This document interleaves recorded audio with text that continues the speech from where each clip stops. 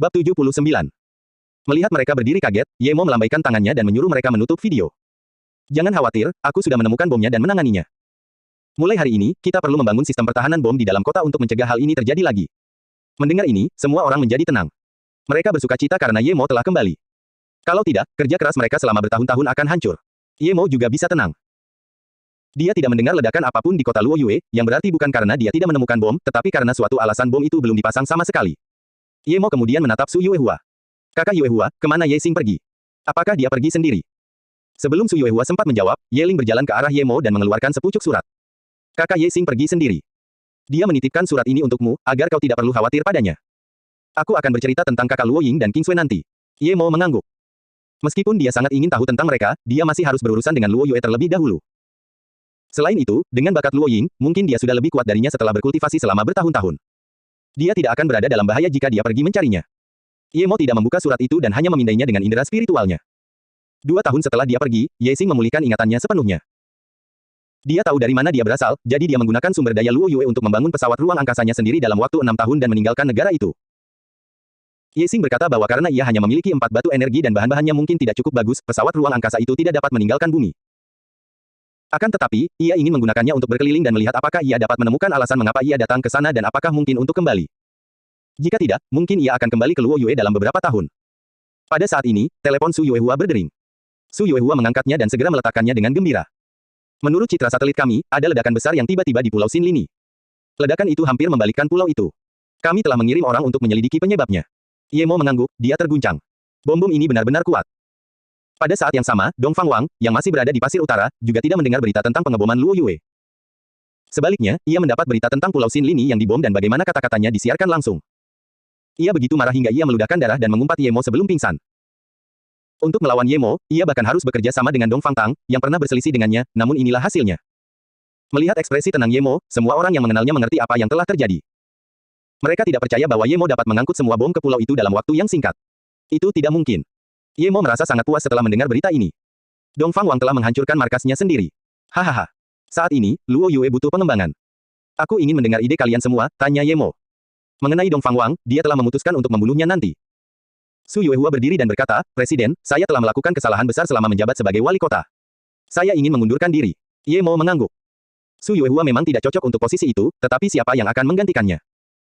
Orang ini harus memiliki kemampuan politik dan sepenuhnya setia kepada Luo Yue. Ye Mo tidak terlalu khawatir tentang bagian kedua, karena semua orang di sana setia. Ye Zifeng juga berdiri dan berkata, Kakak, saya rasa saya tidak pantas untuk tetap menjabat sebagai wakil tuan kota. Saya minta untuk mengundurkan diri. Ye Ling juga ingin mengatakan sesuatu, tetapi Ye Mo tahu apa yang akan dikatakannya, jadi dia menepuk bahunya agar dia duduk. Menurut kalian siapa orang yang paling cocok untuk posisi wali kota? Ye Mo bertanya pada semua orang. Semua orang memandang Ye Mo. Dia memang kandidat terbaik, tetapi mereka tahu itu tidak masuk akal. Dia tidak berada di Luo Yue hampir sepanjang waktu. Melihat tidak ada yang berbicara, Ye Mo berkata, aku akan menyebutkan berbagai posisi di Luo Yue dan mulai sekarang, warga akan memilih pemimpin kota. Semua posisi politik lainnya dapat diputuskan melalui pemungutan suara. Sekarang, saya mengusulkan Panglima Angkatan Laut Huang Yinian untuk menjadi penguasa kota berikutnya. Ye Mo telah memilih Huang Yinian setelah mempertimbangkannya dengan saksama. Pertama, dia berpengalaman dalam berbagai pertempuran, terutama di laut. Luo Yue dikelilingi oleh laut. Kedua, Huang Yinian sudah tua dan dapat diandalkan. Luo Yue membutuhkan pengembangan sekarang, bukan perang. Ketiga, dia sangat mengenal Luo Yue dan mencintai Luo Yue. Ya, aku terima ini. Huang Yinian ingin melakukan sesuatu untuk Luo Yue. Dia merasa bahwa beberapa hal yang telah dilakukan Su Yuehua sebelumnya tidak benar, tetapi dia hanya seorang komandan angkatan laut. Tidak pantas baginya untuk mengatakan banyak hal. Ye Mo kemudian menatap Su Ping. Kakak kedua tidak perlu menjadi komandan militer lagi. Bersiaplah untuk mendirikan Akademi Bela Diri Kota Luo Yue. Hanya mereka yang berada di level hitam atau lebih tinggi yang dapat bergabung. Mereka akan bertanggung jawab atas keselamatan Luo Yue tingkat tinggi. Kakak kedua dapat menjadi direktur dan kakak Yuehua adalah wakil direktur.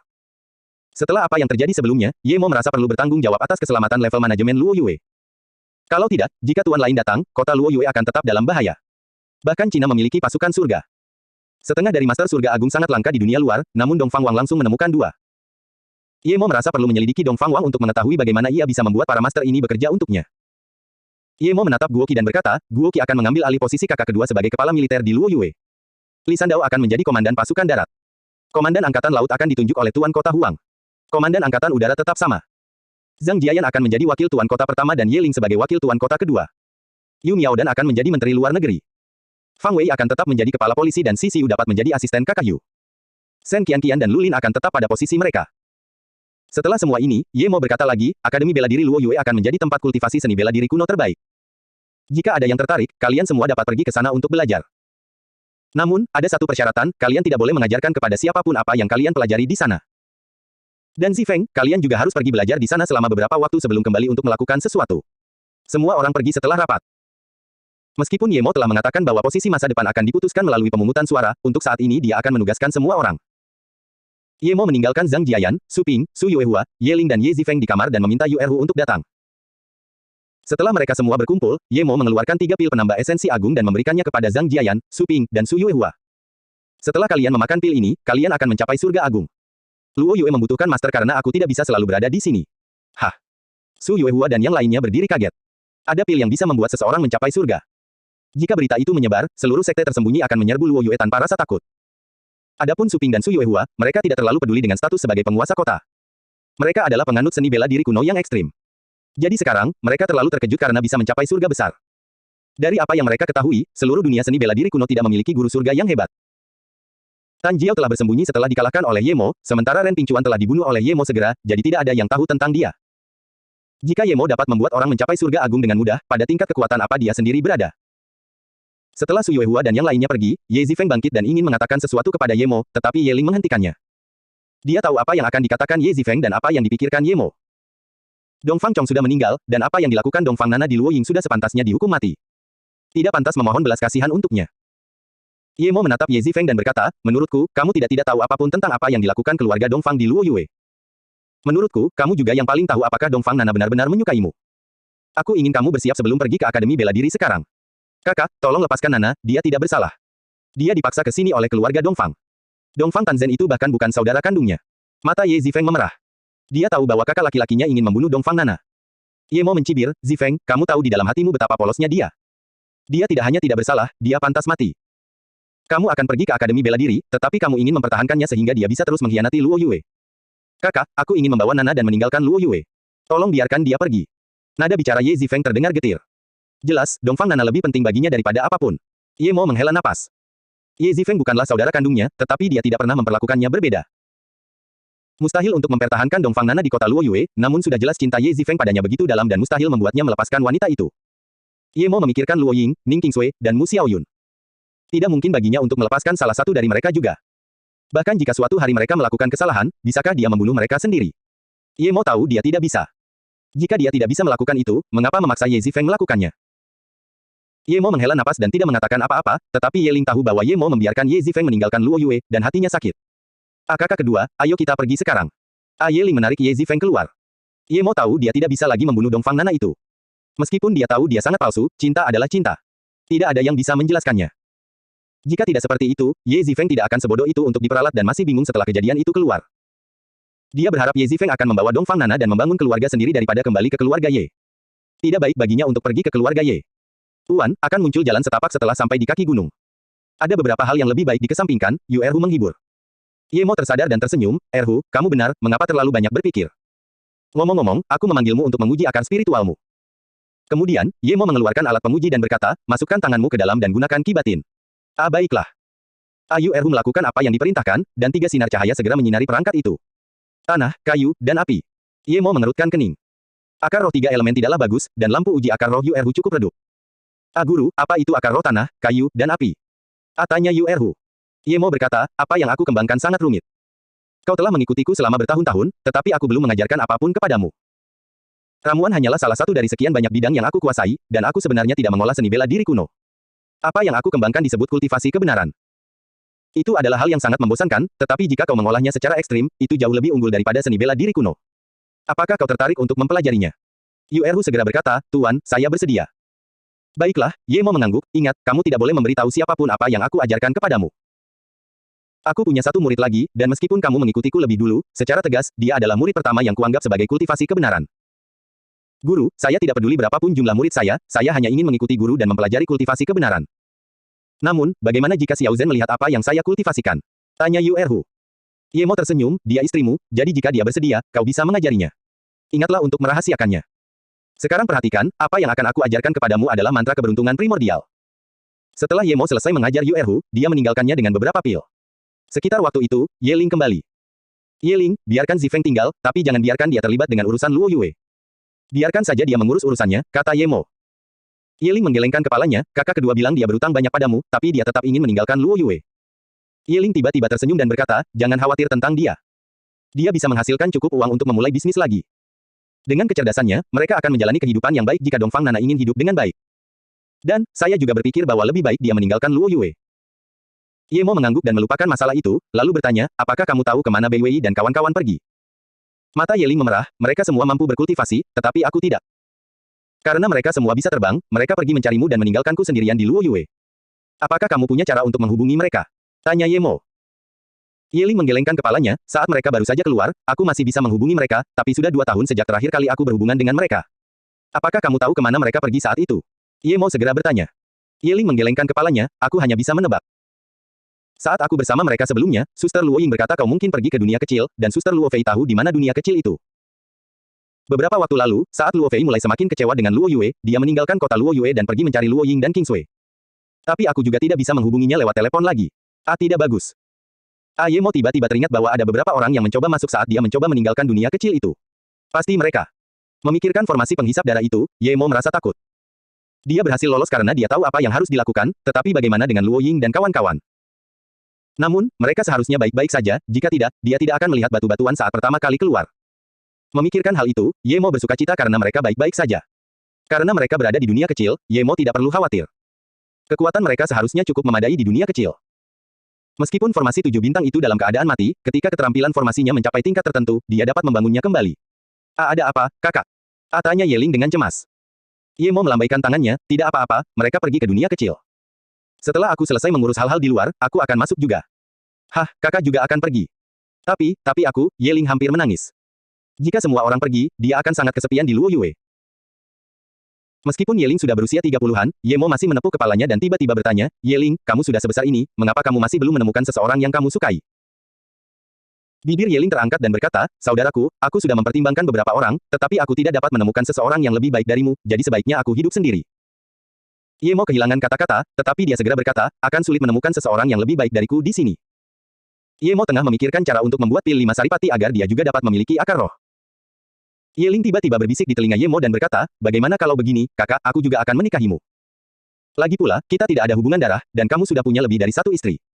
Ye Mo menepuk kepala Ye Ling, jangan bicara omong kosong. Jangan khawatir tentang tidak bisa berkultivasi, aku bisa membantumu untuk mulai berkultivasi, tetapi kamu harus menunggu sebentar. Benarkah? Kakak, apakah aku benar-benar bisa berkultivasi? Ye Ling langsung lupa dengan apa yang dia katakan sebelumnya. Ye Mo mengangguk, jangan khawatir, saat aku sudah lebih kuat, aku bisa membuat beberapa pil untukmu dan kau akan bisa berkultivasi. Namun, saat ini, aku belum bisa membuatnya. Dia harus mencapai setidaknya tahap 9 untuk membuat pil 5 esensi. Mendengar ini, Ye Ling langsung bersemangat. Hal yang paling diinginkannya adalah bisa berkultivasi seperti Bei Wei. Ngomong-ngomong, kakak, ada yang ingin kutanyakan padamu. Nada bicara Ye Ling tiba-tiba berubah menjadi main-main lagi. Ada apa? Ye Mo menatap Ye Ling dengan aneh. Ye Ling tiba-tiba tersenyum dan berkata, hehe, apakah kamu pernah melakukan sesuatu dengan wanita lain dan pada akhirnya tidak mau bertanggung jawab padanya?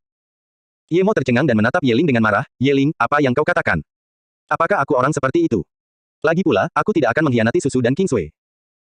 Namun, nada bicara Ye Mo berubah dari tinggi ke rendah saat mengatakan itu, karena dia tiba-tiba teringat pada Xiao Yun. Namun, dia tidak bersikap tidak bertanggung jawab terhadapnya. Kakak, benar-benar ada hal seperti itu. Ye Ling menatap Ye Mo dengan kaget. Dia hanya bertanya sebelumnya dan tidak menyangka hal itu akan terjadi. Ye Mo terbatuk canggung, ya, aku masih harus menemukannya setelah mengurusi masalah di sini. Kakak, ini tidak bisa diterima. Dia sudah membesarkan seorang putri untukmu, tetapi kamu masih mengatakan hal-hal seperti mencarinya nanti. Kata Ye Ling dengan marah. Ketika dia melihat wanita dan gadis kecil itu di pesta pernikahan Ye Mo, awalnya dia tidak keberatan, tetapi setelah Ye Mo meninggalkan Luo Yue dan dia membicarakannya lagi dengan Bei Wei, mereka merasa mata gadis itu benar-benar mirip dengan mata Ye Mo. Jadi, mereka membuat tebakan yang berani bahwa gadis itu adalah anak haram Ye Mo dan wanita muda yang cantik itu adalah wanita menyedihkan yang ditinggalkan Ye Mo. Ye Mo menatapnya dengan heran, Ye Ling, apa yang kamu bicarakan? Xiao Yun tidak pernah hamil, bagaimana dia bisa punya anak perempuan? Apakah kita salah? Ye Ling bertanya-tanya. Ada yang salah? Tanya Ye Mo. Ye Ling berkata dengan canggung, pada hari pernikahanmu, Bei Wei dan aku melihat seorang wanita menggendong seorang gadis kecil di Luo Yue. Wanita itu sangat cantik, dan mata gadis itu tampak seperti matamu. Aku ingat aku juga memberinya sebuah gelang. Ye Mo terdiam.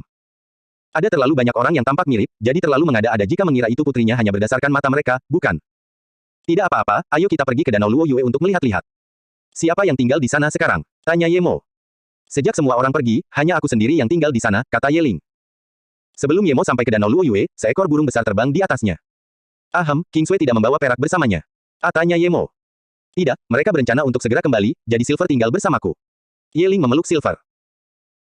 Ngomong-ngomong, kakak, 5 tahun yang lalu, kakak Jingwen dan seorang gadis bernama Qi Wanxing datang mencarimu, tetapi kau tak pernah kembali, jadi setelah tinggal beberapa saat, mereka meninggalkan Luo Yue. Ye Ling tiba-tiba teringat Su Jingwen. Ye Ling tahu apa perasaan Su Jingwen dan merasa kasihan padanya. Ye Mo juga merasa bersalah, tetapi dia tidak bisa menghentikan semua ini. 3 wanita sudah cukup baginya. Kemana mereka pergi? Apakah mereka hanya tinggal sebentar? Ye Mo tiba-tiba merasa bahwa ia harus mengunjungi mereka. Jingwen seharusnya sudah menikah setelah bertahun-tahun. Ye Ling ragu-ragu sebelum menjawab, saya juga tidak tahu kemana Sister Jingwen pergi, tetapi dia tinggal di Ninghai. Terakhir kali dia datang, Sister Luo Ying mengajarinya kultivasi dan mereka berdua cocok untuk berkultivasi. Mereka tinggal di Luo Yue selama setengah bulan sebelum pergi. Ye Ling, tinggallah di Luo Yue dan bantu Tuan Kota Huang menangani masalah Luo Yue. Aku harus keluar sebentar. Setelah aku kembali, aku akan membuat pil 5 esensi untukmu. Ye Mo tahu bahwa Dongfang Wang tidak akan bisa membuat terlalu banyak masalah sekarang, tetapi dia tidak akan merasa nyaman tanpa membunuhnya.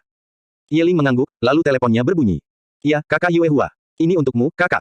Ye Ling memberikan telepon itu kepada Ye Mo. Presiden, pagi ini sebuah kapal penjelajah dibom di Pasifik. Kapal itu meninggalkan Luo Yue setengah bulan lalu dan membawa seorang duta besar AS di dalamnya. Telah ditemukan bahwa bom itu mengandung zat radioaktif. Sekarang, AS menghubungi kami untuk menangani masalah tersebut, lapor Su Yue Hua. Mendengar berita ini, Ye Mo langsung tahu apa yang telah terjadi. Dongfang Wang mengatakan ada 60 bom, tetapi Ye Mo tidak pernah menemukan yang terakhir. Sepertinya bom itu entah bagaimana telah dibawa oleh kapal Luo Yue. Terlebih lagi, bom ini mengenai duta besar AS yang merupakan indikasi bahwa Dongfang Wang ingin memicu konflik antara Luo Yue dan AS lagi sehingga ia dapat memperoleh keuntungan darinya. Namun, ini berarti bom itu pasti sudah ditinggalkan di kedutaan sejak awal. Lalu, bagaimana bom itu bisa ada di kapal? Jadi, entah duta besar itu tidak tahu, atau mungkin stafnya ingin mengambil sesuatu yang lain tetapi tidak sengaja mengambil bom itu. Apa yang akan mereka coba ambil dari Luo Yue? Tidak mungkin ada yang lain selain rahasia teknologi. Ye Mo segera berkata kepada Su Yue Hua, periksa semua kontrol perbatasan terkini dan periksa siapa yang mengirim kapal ini. Dan juga selidiki semua orang di pangkalan penelitian sains militer Luo Yue. Semua orang yang membocorkan rahasia militer Luo Yue harus ditangani sesuai hukum militer. Mereka yang berhubungan dekat dengan staf kedutaan AS juga perlu diselidiki secara ketat. Kemudian Ye Mo melanjutkan, kita harus segera menghubungi AS mengenai hal ini dan juga menyampaikan apa yang telah dilakukan Northern Sen kepada Union. Jika Union setuju, kita dapat menyerang Northern Sen. Jika mereka tidak ingin terlibat, kita dapat berpura-pura tidak terjadi apa-apa. Selain itu, buatlah keputusan sendiri. Jangan hubungi aku kecuali Luo Yue akan jatuh. Ye Mo meninggalkan Danau Luo Yue dan pergi mengunjungi orang tua Ning Qingsui. Mereka tampaknya telah mendirikan perusahaan farmasi baru di Luo Yue dan berjalan cukup baik. Lan Yu tahu bahwa Ning Qingsui sedang mengembangkan sesuatu yang sangat hebat bersama Ye Mo, jadi dia tidak terlalu khawatir tidak dapat menemuinya. Setelah Ye Mo mengunjungi mereka, dia pergi mengunjungi Yin Xi dan Yin Jia. Mereka juga memiliki bisnis sendiri di Luo Yue dan berjalan dengan baik. Mereka berdua sudah menikah dan punya anak. Ye Mo tahu dari mereka bahwa bibi mereka datang ke Luo Yue 4 tahun lalu dan tinggal di tempat mereka selama beberapa hari sebelum meninggalkan Luo Yue. Ketika memikirkan Yin Qingyan, Ye Mo teringat buku hariannya, tetapi dia tidak mengeluarkannya dan membacanya. Setelah melihatnya di kapal pesiar, tidak sulit baginya untuk menebak isinya. Ye Mo berjalan di jalan Luo Yue yang sibuk dan merasa hampa. Barang antik keluarga, kata-kata ini muncul di hadapan Ye Mo. Dia memindai indera spiritualnya dan melihat An Zaisan. Dia tidak menyangka An Zaisan telah pindah ke kota Luo Yue dan membuka toko di sini. Dia kemudian langsung teringat An Ziki dan Dongfang Wang yang menganggapnya sebagai milik pribadinya. Ye Mo masuk tetapi tidak melihat An Ziki. Itu kamu Ye Mo. Ai Zaisan sudah tua tetapi langsung mengenali Ye Mo. Ye Mo tersenyum dan memberi hormat dengan tinjunya, An Qianbei, lama tidak bertemu. Silakan duduk. An Zaisan segera mengundang Ye Mo masuk dan membiarkan seorang pelayan membawakan secangkir teh untuk Ye Mo. Ye Mo mengamati toko barang antik itu. Ada beberapa artefak sihir yang bagus di sana. Sepertinya dia membuka toko di sana bukan karena uang, tetapi karena minatnya. Kenapa aku tidak melihat An Ziki dimanapun? Ye Mo bertanya dengan santai. An Zaisan menghela napas, ketika keluarga Dongfang datang ke Luo Yue, mereka merusak Luo Yue dan membuatnya kacau. Ada orang-orang di sini setiap hari, dan dia menjadi sangat kesal, jadi dia pergi jalan-jalan sendiri. Ye Mo langsung tahu alasannya. Dongfang Wang pasti tidak ingin menyerah padanya dan terus mengirim orang ke sana. Apakah itu berarti kau tinggal sendirian di sini, Qianbei?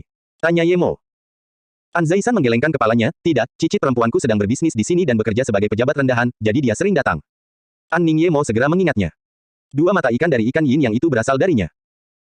Jelas An Zaisan juga mengingat kejadian ini dan langsung bertanya, Tuan Kota Ye, apakah Anda masih ingat potongan ikan yin yang dan batu giok yang saya tinggalkan untuk Anda? Tentu saja, terima kasih An Qianbei. Batu giok itu bertuliskan 7 keping trigram, ikan melompati gerbang naga. Panggil saja aku Ye Mo sekarang, bukan Tuan Kota. Aku bukan Tuan Kota, Ye Mo tersenyum. Baiklah. An Zaisan tidak bersikap terlalu formal. Kalau begitu, aku akan memanggilmu Kakak Ye. Aku yakin kamu belum menemukan dua ekor ikan itu, kan? Ye Mo mengangguk, memang, aku belum sempat mencarinya, dan aku juga belum punya petunjuk. Anzai-san tersenyum, kamu tidak perlu mencarinya, dua ekor ikan itu muncul di sebuah pelelangan di Beijing, dan kudengar itu sebenarnya dibeli oleh ayah mertuamu, Ning Fuzhen. Jika kamu menginginkannya, kamu harus pergi ke keluarga Ning. Ning Fuzhen. Itu adalah kakek Ning Qingsui. Ye Mo tidak memiliki kesan yang baik terhadap orang-orang di keluarga Ning selain Ning Qingsui dan orang tuanya. Akan sulit baginya untuk mendatangi mereka dan bertanya. Jika sebelum dia pergi ke dunia kecil, dia akan pergi tidak peduli apapun. Bagaimanapun juga, itu adalah keberuntungan, tetapi sekarang, Ye Mo tidak terlalu peduli. Anzai-san berkata, jika memungkinkan, aku sarankan kamu pergi. Lagi pula, ini bukan hal yang biasa. Ye Mo menghela napas dan mengangguk. Segera setelah dia kembali ke rumah, Ye Mo meninggalkan kota setelah memberitahu Ye Ling. Dia ingin menyelesaikan semuanya di sini dan membuat pil 5 esensi dengan cepat sehingga Ye Ling juga bisa mulai berkultivasi. Dia punya ide penting, dia akan menemukan Luo Ying dan kawan-kawan di dunia kecil dan membangun tempat bagi mereka untuk tinggal di Gunung Wuwen. Di kedalaman Gunung Wuwen, terdapat banyak ramuan spiritual dan energi spiritual. Jauh lebih efektif untuk berkultivasi di sana. Setelah meninggalkan Luo Yue, Ye Mo mengendalikan pedang terbangnya dan terbang perlahan ke Ninghai. Dia segera merasakan Ninghai telah banyak berubah. Yang paling jelas adalah bertambahnya gedung pencakar langit dan berkurangnya lahan hijau. Lalu lintas juga sangat padat. Ye Mo mengerutkan kening. Dia perlu mengingatkan Huang Yinian agar tidak membiarkan jadi seperti ini juga. Ye Mo mendarat dengan Universitas Ninghai di depannya. Tiba-tiba dia benar-benar ingin pergi menemui Yun Bing. Ye Mo mengembangkan indera spiritualnya tetapi tidak melihat Yun Bing atau Ting Ting. Namun, indera spiritualnya tertuju pada seorang gadis di depan sekolah menengah atas di dekatnya. Gadis itu benar-benar cantik, wajahnya sangat elok bak bidadari, dan meskipun pakaiannya compang camping, itu tetap tidak bisa menutupi pesonanya. Alasan mengapa Ye Mo memperhatikannya adalah karena dia memiliki gelang yang dibuat Ye Mo untuknya. Terlebih lagi, dia merasakan perasaan gembira yang aneh saat melihatnya. Namun, dia dikelilingi oleh beberapa siswa, dan mereka tampaknya mencari masalah dengannya. Hati Ye Mo bergetar dan saat berikutnya, dia sudah berada di depan pintu masuk sekolah menengah ini. Minggir. Suara gadis cantik itu bersemangat tetapi jelas marah. Kami tidak bisa mengalahkanmu, tetapi apakah kamu tidak berani melakukan apa yang dikatakan di gua?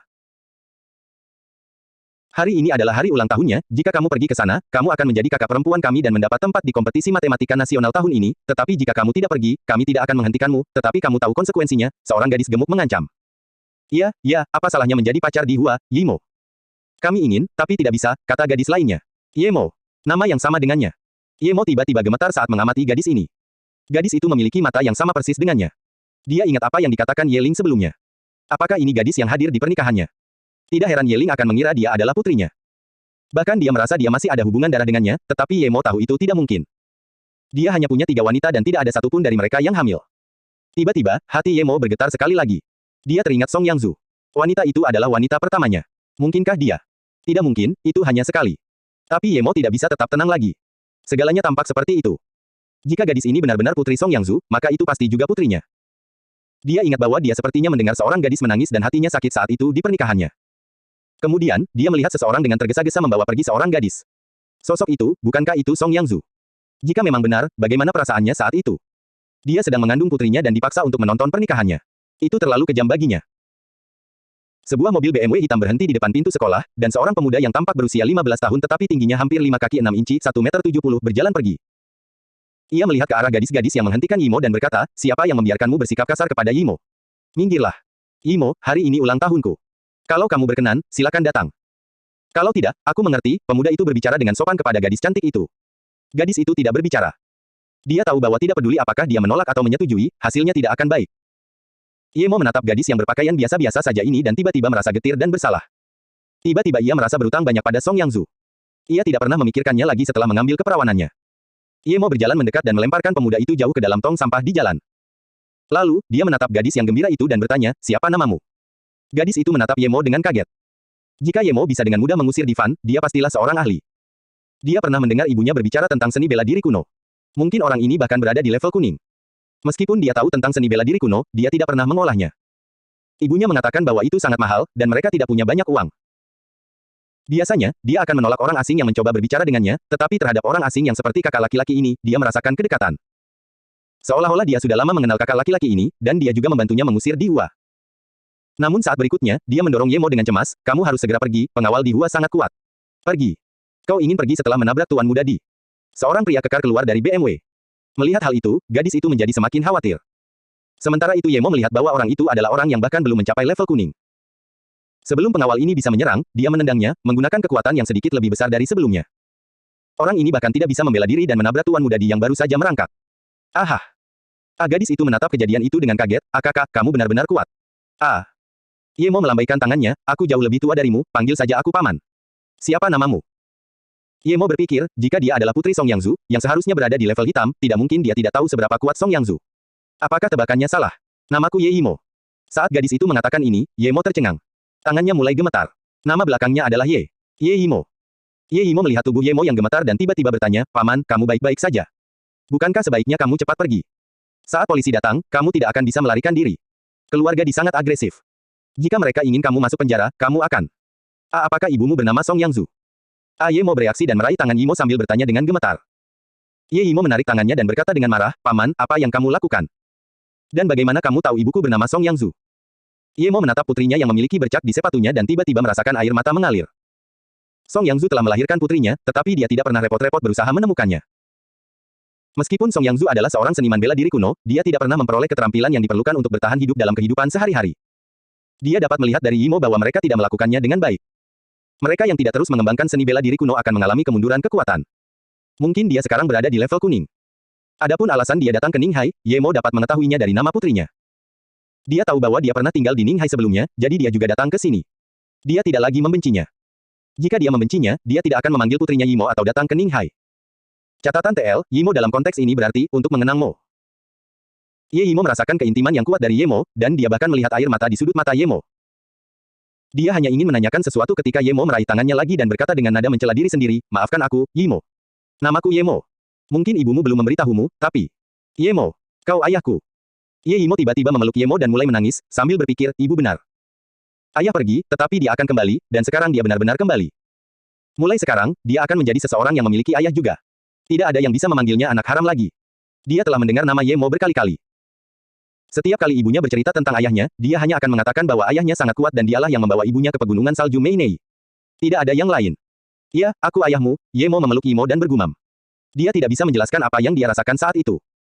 Kegembiraan, kebencian pada diri sendiri, kecemasan, kegembiraan, del. Untungnya, kali ini dia datang ke Ninghai atau mungkin dia tidak akan pernah tahu kalau dia punya seorang putri. Untuk pertama kalinya, dia merasakan perasaan ini sebagai perpanjangan hidupnya, putrinya. Mobil polisi telah mengepung Ye Mo saat itu, namun keduanya terlalu asyik dengan kegembiraan reuni mereka hingga tidak menyadarinya. Sepupu Dizzy, kamu baik-baik saja. Terdengar suara seorang wanita muda. Ye Mo melihat seorang gadis berusia kurang dari 30 tahun berjalan cepat ke arah Di Hua. Di Hua dibantu oleh polisi, dan pengawalnya dibawa dengan ambulans. Kakak Kai, orang itu terlalu agresif. Dia merebut pacarku dan memukulku. Di Hua mengumpat Ye Mo. Kau memukulnya. Suster Kai ini menatap Ye Mo dengan dingin. Ye Mo tersenyum dan dapat melihat bahwa wanita ini bukan orang biasa. Paling tidak, dia adalah seorang kultivator seni bela diri kuno, dan dia berada di tahap dasar tingkat kuning. Polisi hendak menyerang Ye Mo, ketika wanita itu melambaikan tangannya untuk menghentikan mereka, seolah menunggu Ye Mo menjawab. Iya, aku melakukannya. Tapi bagiku, ini bukan pemukulan, karena jika aku benar-benar memukul mereka, mereka hanya akan menghembuskan napas sekarang dan tidak menghirupnya lagi, kata Ye Mo dengan nada menghina. Wanita itu mengerutkan kening dan tatapan matanya menajam, bukankah kamu sangat sombong? Ye Mo tersenyum santai, jika kamu ingin bertarung tanpa bertanya mengapa, aku akan lebih sombong dari yang dapat kamu bayangkan. Ye Mo siap melawan wanita itu, karena dia tahu bahwa mereka yang berlatih seni bela diri kuno mengikuti hukum rimba dan lebih suka berbicara dengan tinju daripada dia. Namun, wanita ini tidak menyerang dan mengerutkan kening saat melihat betapa tak kenal takutnya Ye Mo.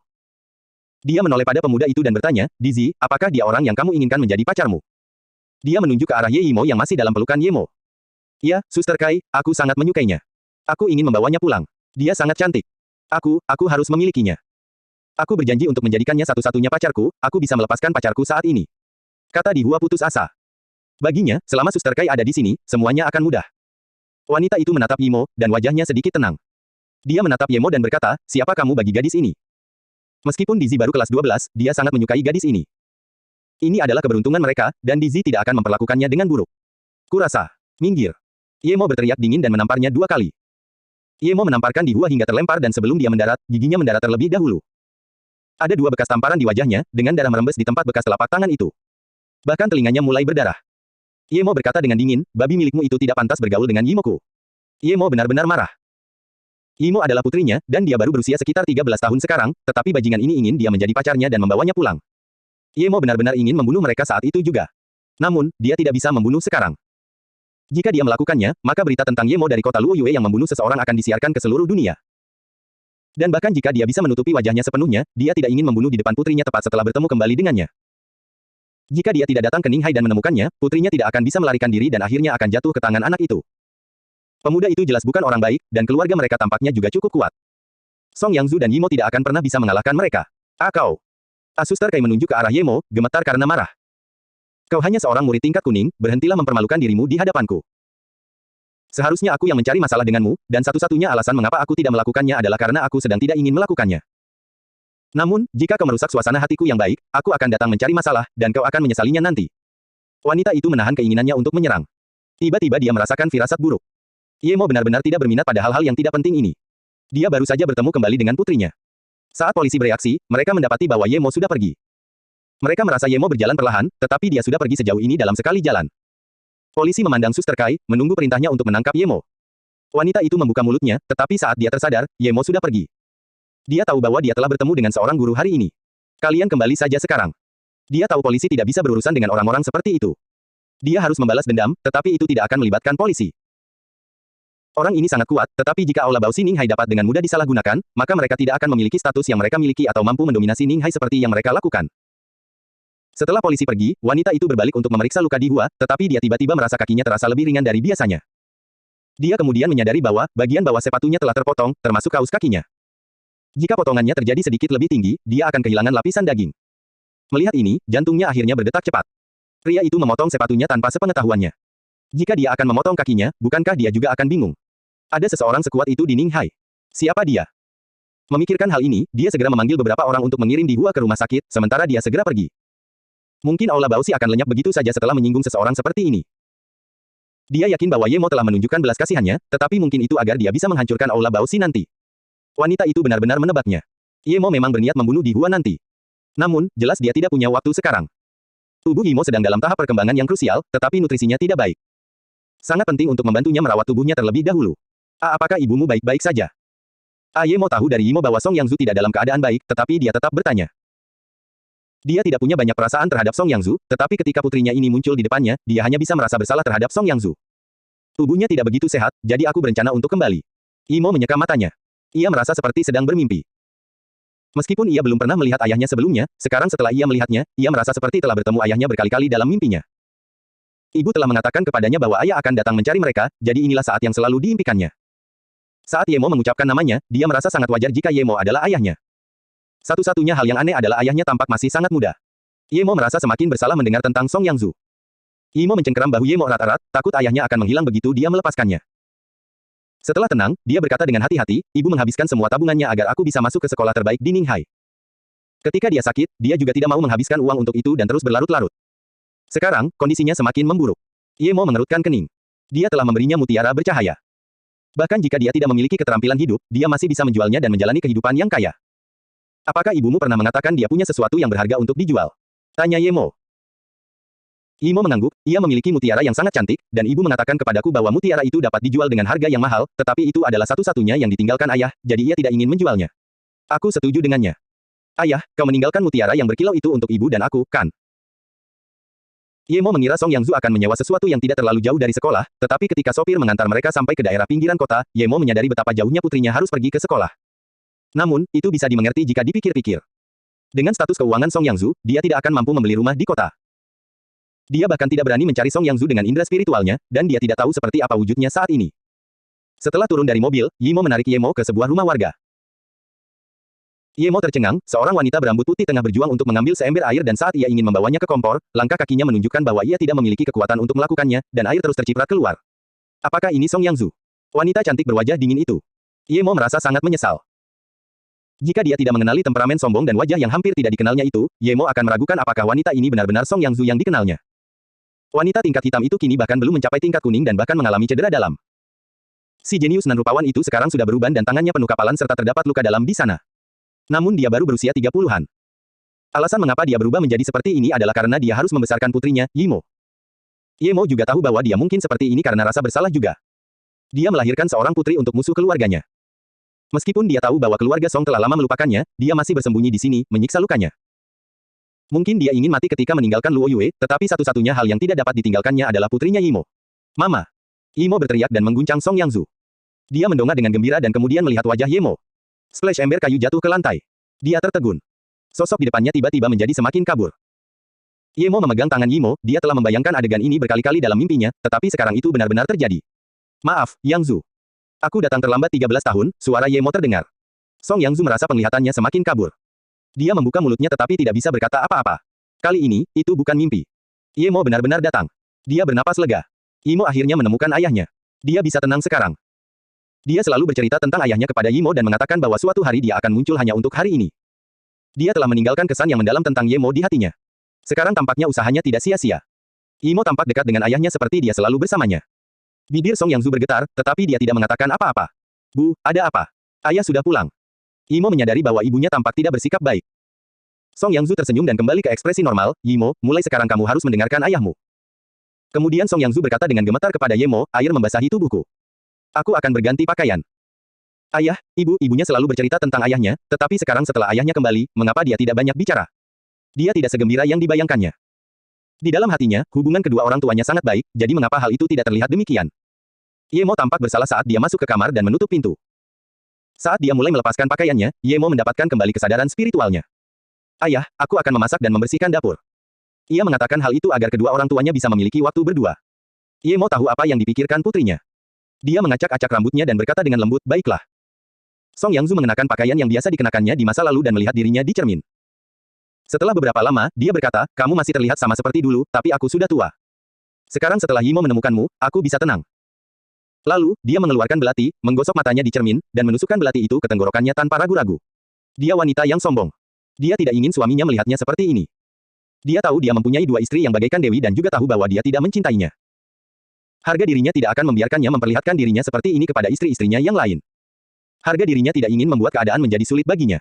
Dia adalah Song Yang Zhu. Dia juga wanita yang sombong dan cantik. Setidaknya, dia masih wanita yang sombong. Waktu bisa merampas masa mudanya, tetapi tidak bisa menghilangkan harga dirinya.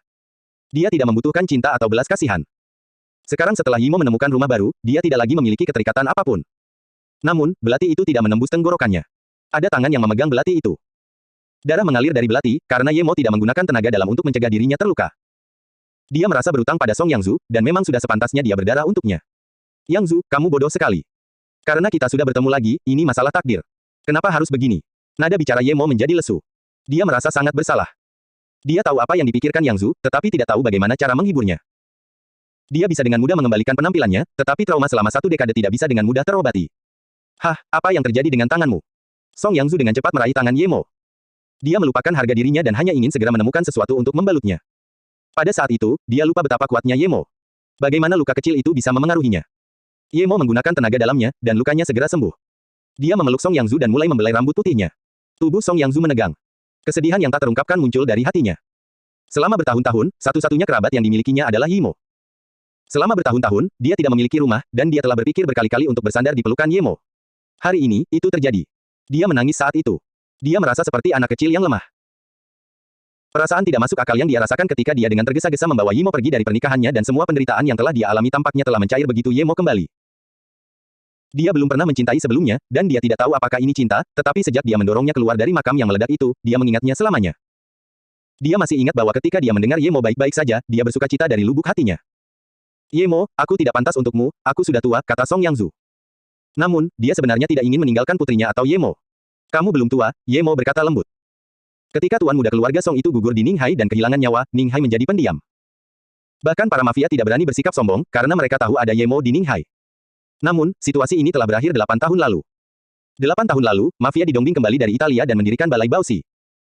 Sejak saat itu, daerah itu berada di bawah kekuasaan Balai Baozi. Aula itu tidak hanya ada di Ninghai. Itu adalah perusahaan Eropa yang terkenal. Balai Baozi di Ninghai terlibat dalam berbagai macam transaksi. Mereka akan mencampuri apapun yang bisa menghasilkan uang bagi mereka. Hari ini adalah hari perayaan bagi mereka karena merupakan hari ulang tahun putra tunggal bos besar, Di Hua. Alasan kedua adalah bahwa guru di Caifeng akan datang ke Ninghai malam itu. Guru di Caifeng bukanlah orang biasa. Yang paling memuaskan di Dongbing bukanlah menyebarkan perusahaannya ke seluruh dunia, tetapi mengenal guru di Caifeng. Guru ini juga mengatakan bahwa ia mungkin akan menerima Di Hua sebagai muridnya. Pada saat ini, langkah kaki yang tergesa-gesa menghentikan alur pikirannya, dan di Dongbing mengerutkan kening. Bahkan ketika dia masih di Italia, dia telah memberitahu anak buahnya lebih dari sekali untuk selalu tetap tenang dan tidak terburu-buru. Ada apa, Li Ping? Tanya di Dongbing sambil mengerutkan kening. Lu Lipin adalah orang yang paling berguna baginya di Ninghai, dan dia cukup waspada sekaligus kuat dan setia. Itulah sebabnya dia menjaga Lu Lipin di sisinya. Biasanya Lu Lipin tidak terburu-buru seperti ini. Wajah Lu Lipin tampak sangat gembira. Ia melihat nada bicara bosnya dan tahu bahwa bosnya itu bersikap terlalu gembira, jadi ia segera menenangkan diri dan berkata, "Kakak, bukankah sebelumnya kau mengatakan bahwa Tuan akan datang tetapi kita tidak punya hadiah? Hari ini, aku mendengar tentang hadiah yang sangat berharga." Bahkan Didongbing pun menjadi sedikit bersemangat sekarang dan dengan cepat bertanya, "Ada apa?" "Ah, mutiara yang bercahaya." Kata Lu Lipin penuh semangat. "Apa? Mutiara bercahaya?" Didongbing langsung berdiri. Itu adalah sesuatu yang legendaris yang sudah lama didengarnya. Dia pernah melihatnya dalam sebuah lelang lebih dari 10 tahun sebelumnya di Paris. Mutiara itu berasal dari Cina, dan terjual seharga 500 juta dolar Amerika Serikat. Dia masih ingat cahaya lembut yang dipancarkannya dalam kegelapan. Hadiah apakah yang lebih berharga daripada mutiara yang berkilau? Jika memang begitu, ia bertanya-tanya apakah ia bersedia memberikannya kepada orang lain. Namun, memikirkan siapa guru itu, ia langsung tahu bahwa ia akan mendapatkan lebih banyak jika ia memberikannya sebagai hadiah kepada orang itu. "Ayah, mutiara yang bercahaya." Kata Lu Lipin meyakinkan. "Mana benda itu? Segera ambil, dan gunakan segala cara yang diperlukan." Perintah Didongbing. "Kakak, kita bahkan tidak perlu mengeluarkan uang untuk itu. Kita melihatnya pada wanita biasa. Suaminya baru saja kembali hari ini. Dia menemukannya secara acak dan meninggalkannya padanya.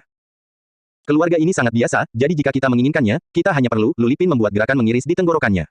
Didongbing mengerutkan kening. Dengan pengalamannya selama bertahun-tahun sebagai mafia, dia merasa bahwa orang yang memiliki sesuatu seperti mutiara bercahaya itu bukanlah orang biasa. Dari mana kamu mendapatkan informasi ini?" Didongbing kembali ke nada tenangnya. Lu Lipin berkata, "Saya mendapatkannya dari seorang sopir taksi. Ia membawa 2 penumpang hari ini, seorang ayah dan seorang anak perempuan, dan anak perempuan itu mengatakan ibunya memiliki mutiara bercahaya tetapi tidak mau menjualnya. Dari percakapan mereka, sopir taksi itu menyimpulkan bahwa pria itu telah memberikannya kepada istrinya." Apakah kamu yakin itu benar?" Didongbing bertanya dengan gembira. Lu Lipin mengangguk, "Ya, dari apa yang dikatakan gadis itu, dia tahu bahwa mereka bisa menjualnya dengan harga yang mahal. Dan dia juga mengonfirmasi dengan pria itu apakah dia telah memberikannya kepada ibunya." "Baiklah kalau begitu." Didongbing berteriak kegirangan dan berkata, "Bawa saja segera." Karena mereka tahu itu mutiara bercahaya, mereka tidak akan menjualnya dengan mudah. Lakukan hal-hal yang bersih dan jangan membuat masalah." "Ya, kakak, jangan khawatir. Mereka hanya orang biasa. Bahkan jika mereka tokoh masyarakat, kita bisa melakukannya dengan bersih," Lu Lipin menegaskan. Ye Yimo sedang membersihkan dapur dan teringat bahwa orang tuanya masih di dalam. Dia diam-diam berjalan melewati pintu dan melihat ibunya dalam pelukan ayahnya, lalu menutup pintu dengan pelan sebelum pergi memasak. Dia sangat bahagia. Konon, anak-anak dari keluarga miskin tumbuh lebih awal. Meski baru duduk di kelas 7, dia paham betul betapa kerasnya ibunya. Yemo tahu bahwa Yimo datang untuk melihat-lihat, jadi dia menepuk bahu Song Yangzu dan berkata, "Yangzu, ayo kita keluar dan makan. Yimo sedang memasak, tapi aku akan menyuruhnya berhenti. Kita akan pergi makan malam ini. Aku punya kejutan untukmu malam ini. Kamu dan Yimo bisa tinggal bersamaku mulai sekarang, jadi jangan terlalu banyak berpikir. Aku akan mengembalikan apa yang telah kamu hilangkan selama bertahun-tahun." Song Yangzu tidak benar-benar tahu apa maksudnya tetapi wajahnya menjadi merah ketika memikirkan kejutan di malam hari. "Yimo, jangan masak lagi, kita makan di luar saja malam ini." Yemo menggendong Song Yangzu keluar dan merasa puas melihat putrinya. "Benarkah?"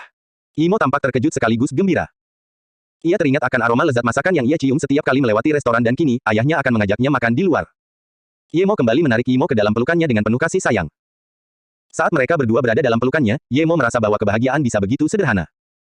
Ayah, kalau begitu aku akan berganti pakaian yang cantik," kata Yemo melihat ibunya sudah berganti pakaian. Yemo mengusap kepalanya dan tersenyum, "Tidak perlu, aku akan mengajakmu membeli pakaian terbaik di..." Tiba-tiba, Yemo berhenti. Indra spiritualnya mengamati sebuah mobil van yang melaju. Alasan mengapa Yemo memperhatikannya adalah karena dia mengenal satu orang di dalam mobil van itu adalah sopir taksi mereka. Dia jelas menunjukkan jalan kepada yang lain, dan itu menuju rumah Song Yangzu. Yemo juga melihat 3 pria bersenjata di dalam mobil van itu. Mengapa mereka membawa begitu banyak orang bersenjata ke sana? Apakah wanita itu memanggil mereka? Dia belum sempat mencarinya, tetapi wanita itu datang kepadanya.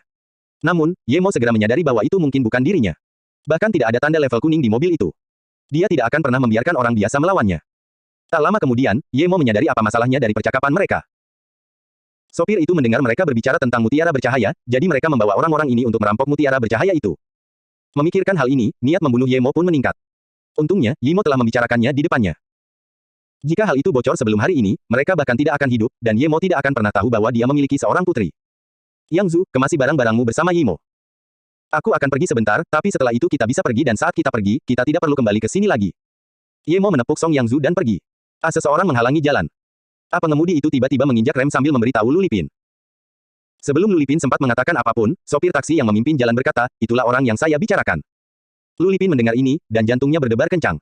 Saat itu, dia punya firasat buruk. Orang ini tidak terlihat seperti orang biasa. Dia tampaknya tahu tujuan mereka dan pasti menghentikan mobil van mereka di tengah jalan karena itu. Sebelum Lu Lipin sempat berkata apa-apa, Yemo sudah membuka pintu. Tidak ada yang tahu bagaimana dia membuka pintu, tetapi keempat orang di dalam mobil itu menatap Yemo dengan linglung. Sepertinya mereka bukanlah perampok, tetapi orang yang naik mobil van mereka tanpa izin adalah perampoknya. Kalian mungkin menginginkan ini, kan? Kemudikan mobil ke pinggir jalan, kata Ye Mo setelah mengeluarkan mutiara bercahaya itu.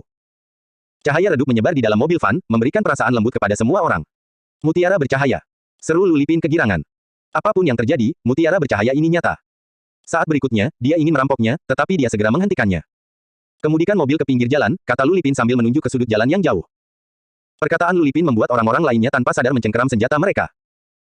Meskipun mereka tidak tahu mengapa Ye Mo membawa mutiara bercahaya di mobil seperti itu, faktanya mutiara bercahaya itu akan menjadi milik Balai Baozi. Ye Mo menyimpan mutiara bercahaya itu. Tak lama kemudian, mobil itu berhenti di tikungan. Lu Lipin baru saja hendak mengeluarkan senjatanya ketika melihat beberapa lampu merah menyala di dekatnya, dan 3 orang lainnya bahkan tidak sempat mengeluarkan senjata mereka sebelum mereka dikelilingi bola api dan tewas. Saat Lu Lipin menyadari apa yang telah terjadi, dia melihat Ye Mo menatapnya sambil tersenyum menghina. Orang-orang yang masih hidup beberapa saat sebelumnya akhirnya menghilang menjadi debu. Mereka bahkan tidak bisa berteriak. Jika dia tidak melihatnya dengan mata kepalanya sendiri, dia tidak akan pernah percaya kejadian spiritual seperti itu. Lu Lipin tidak bisa berhenti menggigil. Dia telah mengalami pertempuran berdarah, tetapi belum pernah menyaksikan kejadian yang mengejutkan seperti ini. Di mana mereka? Lu Lipin bertanya tanpa sadar dan kemudian segera merasa bahwa dirinya benar-benar bodoh. Apakah kamu yang mengambil mutiara bercahayaku atau ada orang di belakangmu? Tanya Ye Mo. Jika bukan karena dia ingin menanyakan hal ini, Lu Lipin pasti sudah mati juga. Gigi Lu Lipin bergemeletuk. Dia bahkan tidak berani berbohong dan menjawab, itu adalah kakakku, Di Dongbing dari Balai Baozi. Di Dongbing. Ye Mo tidak mengenal orang ini, dan dia tidak ingin tahu. Saat ini, yang penting bukanlah mencari masalah dengan pria itu, tetapi pergi makan bersama Ye Mo dan Yang Zhu. Dia dengan santai melemparkan bola api ke arah Lu Lipin dan meninggalkan mobil van. Song Yang Zhu dan Ye Mo hampir tidak memiliki barang apapun. Sebagian besar hanya barang-barang keperluan sehari-hari dan buku-buku milik Ye Mo. Ayah, di sini banyak barangnya, apa aku perlu panggil mobil? Tanya Ye Mo. Tidak perlu. Ye Mo dengan santai memasukkan semua barang ke dalam cincinnya. Karena dia berencana untuk mengambilnya, dia tidak ingin terus menyembunyikan dari mereka bahwa dia adalah seorang kultivator. Baik Ye Mo maupun Song Yang Zhu menatap Ye Mo dengan kaget kemana perginya semua benda itu. Ayah, apakah ayah tahu cara bermain sulap? Tanya Ye Mo setelah beberapa lama. Ye Mo lalu menarik tangan mereka dan duduk, menceritakan semua tentang kultivasinya. Ayah, apakah kamu benar-benar bisa terbang? Ye Mo memegang tangan Ye Mo sambil terus bertanya. Ye Mo tersenyum dan meraih kedua orang itu dalam pelukannya sebelum mengeluarkan pedang terbangnya. Pedang terbang itu memiliki cahaya ungu di atasnya, dan mereka dengan cepat melesat ke awan. Ye Mo melambaikan tangannya, tidak dapat mengucapkan kalimat lengkap, sementara Song Yang Zhu benar-benar terpaku. Dia tahu Ye Mo bukan orang biasa, tetapi dia tidak menyangka dia bisa terbang. Jika semua kejadian ini tidak begitu nyata dan terjadi di depannya, dia akan mengira dia sedang bermimpi. Ayah, apakah ini kultivasi yang kamu bicarakan? Aku juga ingin berkultivasi. Ye Mo memeluk lengan Ye Mo dengan penuh semangat. Suasana hati Di Dongbing yang gembira terganggu sekali lagi, dan dia berdiri dengan kesal. Jika orang yang setia itu tidak mendapatkan mutiara bercahaya, mungkin dia sudah mulai mengamuk. Ini adalah kedua kalinya hari ini suasana hatinya yang baik dirusak oleh suara langkah kaki yang putsa. Namun setelah melihat orang tersebut, Di Dongbing langsung tidak merasa marah lagi dan duduk kembali, mengubah ekspresinya menjadi tenang. Itu keponakannya Di Chai Feng. Meskipun dia adalah keponakannya, dia luar biasa, dan statusnya tidak akan lebih rendah darinya saat ini. Mungkin bahkan lebih tinggi berkat tuannya. Chai Feng, mengapa kamu datang terburu-buru? Bukankah tuanmu mengatakan dia akan datang malam ini? Ayo, minumlah secangkir teh. Di Dongbing tersenyum dan menuangkan teh untuknya. Di Chai Feng hanya duduk tegak dan berkata dengan wajah serius, Paman Bing, hari ini sepupu Di Hua dipukuli dengan keras, dan dia sekarang berada di rumah sakit. Dokter mengatakan dia mungkin kehilangan pendengarannya, wajahnya juga rusak, dan dia kehilangan semua giginya. Apa? Di Dongbing tidak bisa lagi tetap tenang dan tiba-tiba berdiri. Putra satu-satunya dipukuli dengan sangat kejam. Wajah Di Dongbing menjadi kejam. Siapa itu? Siapa yang berani melakukan hal seperti itu? Siapa yang melakukannya? Di mana dia? Tanya Di Dongbing dengan wajah pucat. Dia yakin bahwa sejak keponakannya datang, itu berarti pelakunya sudah terkendali. Di Ninghai, itu hanya masalah satu perintah dan dia bisa menangkap siapa saja. Namun, Di Chai Feng menjawab dengan serius, In Bing, duduklah dulu. Masalah ini tidak sesederhana itu. Aku ada di sana saat itu, dan aku merasa perbedaan kekuatan di antara kita terlalu besar, jadi aku tidak berani menyerang. Namun, aku tahu masalah ini belum berakhir. Dan maksudku bukan bahwa kita harus mencarinya, tetapi bahwa dia mungkin akan datang untuk kita. Beranikah kau datang menjemputku sebelum aku sampai padanya? Setelah beberapa lama, Di Dongbing bertanya untuk memastikan. Di Chai Feng mengangguk, bukan masalah berani atau tidak, dia pasti akan datang. Satu-satunya alasan mengapa dia tidak banyak bicara denganku sebelumnya mungkin karena dia baru saja menemukan putrinya. Wajah Di Dongbing menjadi muram. Dia tahu kekuatan keponakannya. Seseorang yang bahkan tidak bisa dia kalahkan pastilah kuat. Sungguh lelucon untuk mencoba menangkap orang seperti itu melalui polisi. Berapa usianya? Bahkan kau tidak sebanding dengannya, apakah dia berada di tahap tersier tingkat kuning? Di Dongbing harus tahu lawan macam apa yang sedang dihadapinya.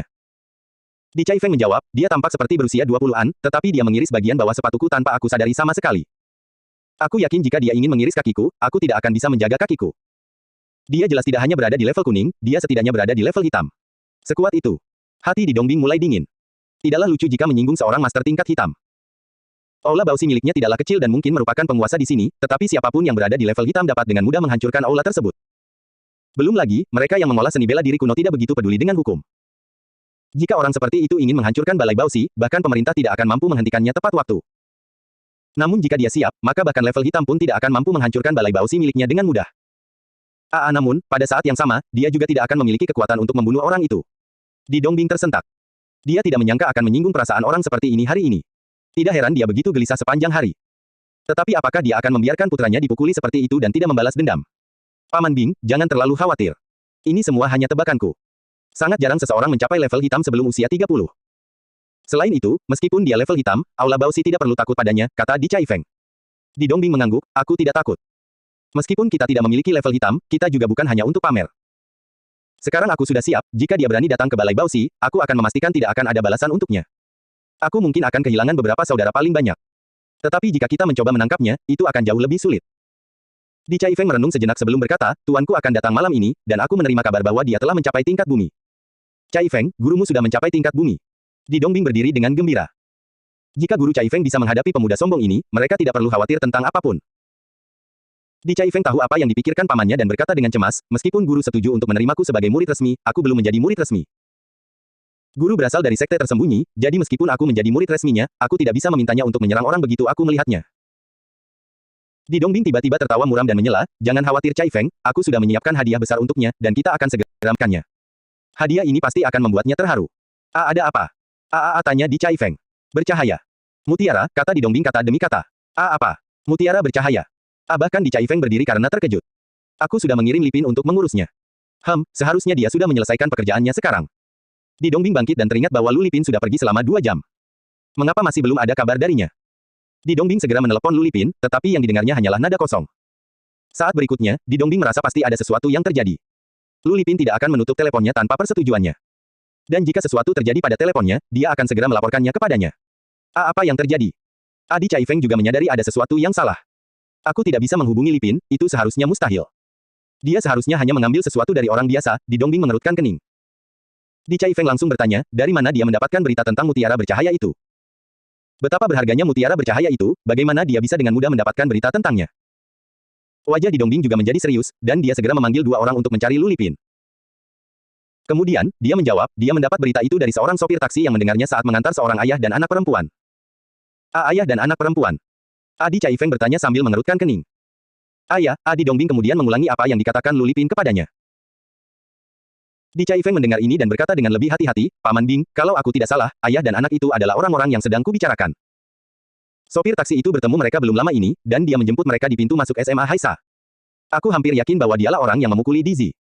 Aku tidak menyangka semuanya akan terjadi begitu kebetulan. Tapi sekarang setelah kupikir-pikir, wajar saja jika orang seperti itu memiliki mutiara bercahaya. Di Dongbing menarik napas dingin dan menatap Di Chai Feng dengan kaget, kalau begitu itu berarti Lu Lipin dan kawan-kawan sudah. Di Chai Feng mengangguk, jika memang orang itu, maka mereka mungkin tidak dalam keadaan baik. Meskipun dia belum datang mencari kita, aku yakin dia akan datang malam ini. Hati Di Dongbing menjadi dingin. Ia merasa bahwa segala sesuatunya tidak tampak begitu sederhana, dan semuanya berada di luar kendalinya. Tiba-tiba teleponnya berdering. Apa? Laporan anak buah Di Dongbing kembali menggetarkannya. Ada apa? Tanya Di Chai Feng. Di Dongbing meletakkan teleponnya dengan putus asa, mobil van Lu Lipin dan kawan-kawan ditemukan di pinggir jalan, dengan 4 tumpukan abu dan beberapa senjata terbakar di dalamnya. Mendengar ini, Di Chai Feng juga mengerutkan kening. Setelah beberapa lama, dia mendesah, Paman Bing, ini bukan sesuatu yang bisa kita selesaikan. Tapi untungnya mutiara bercahaya itu masih ada padanya. Ketika tuanku datang malam ini, aku akan memberitahunya. Bahkan jika tuanku tidak membutuhkannya, dia tidak akan membiarkan sesuatu yang berharga itu berlalu begitu saja. Di Dongbing tiba-tiba tampak 10 tahun lebih tua, kita hanya bisa melakukan itu. Akan lebih baik jika tuanmu bersedia terlibat. Aku hanya takut aku akan pergi melihat di Hua terlebih dahulu. Di Chai Feng tahu bahwa pamannya khawatir tuannya tidak mau terlibat, atau bahwa pria itu juga ada hubungannya dengan sekte tersembunyi. Tetapi dia sama sekali tidak khawatir, karena dia tahu tuannya pasti akan ikut campur demi mutiara bercahaya itu. Meskipun Ye Mo telah tinggal di Ninghai cukup lama, dia tidak begitu mengenal banyak restoran yang bagus. Dia hampir hanya mengenal restoran Universitas Ninghai dan restoran Westlake. Jadi Ye Mo membawa mereka ke Grand Delicacy, satu restoran lain yang diketahuinya. Tempat itu lebih dekat dengan tempat Ye Mo berada, dan dia pernah pergi ke sana sekali bersama Ning Qingsui. Untuk makan malam itu, Ye Mo menghabiskan semua uangnya untuknya. Makanannya mahal, tetapi rasanya enak. Meskipun Yemo tidak begitu menyukainya, Yimo sangat bersemangat untuk makan di luar, jadi dia harus mengajaknya ke tempat yang bagus.